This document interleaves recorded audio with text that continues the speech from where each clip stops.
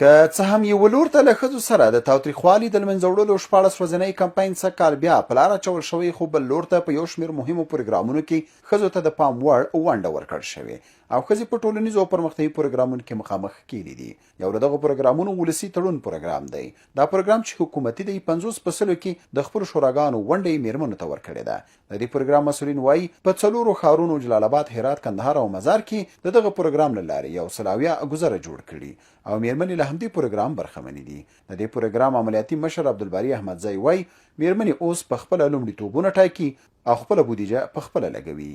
ګذر لیول 100 پروژې لرو چې په دې 100 کې 100 پروژې د ښځو لپاره د ښځو پروژې د 40% د ګذر بجټ ښځو ته الوکیټ شوی ده.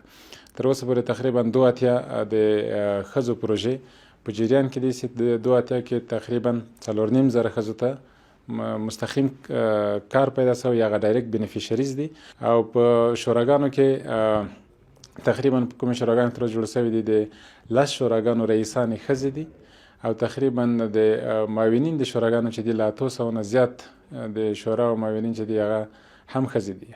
د همدې پروګرام له لارې 12500 شوراګانې جوړې شوي، 48% کې پکې ښځې ګډون لري.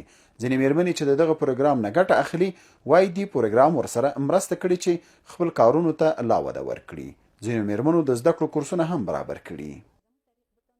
د ولسي تړون پروګرام موږ ته دا زمینه مساعده کړه چې یوه مدرسه جوړه کړو، شاګردانو ته کورسونه جوړ کړو، د دیني زده کړو ترڅنګ نور علوم هم وروښیو. د ولسي تړون پروګرام مسؤلین وایي چې میرمنې په نورو برخو کې هم له دې پروګرام ګټه اخلي. لکه د صنایع برخه کې ده یا مثلا په خوراکي موادو کې ده. بعضې ښځې ډېر ښه په خوراکي مواد کې مهارت لري، لکه ترشي، تولید د ترشي او نور بعضې شیان ده. اما بعضې ښځې دي چې په صنایع کې ډېر مهارت لري.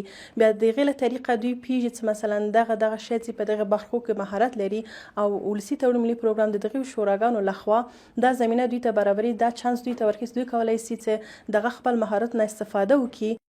د ولسي تړون پروګرام د افغانستان یو په 3مه برخه کې په 123 ولسوالیو او 4 ښارونو کې تطبیق کیږي.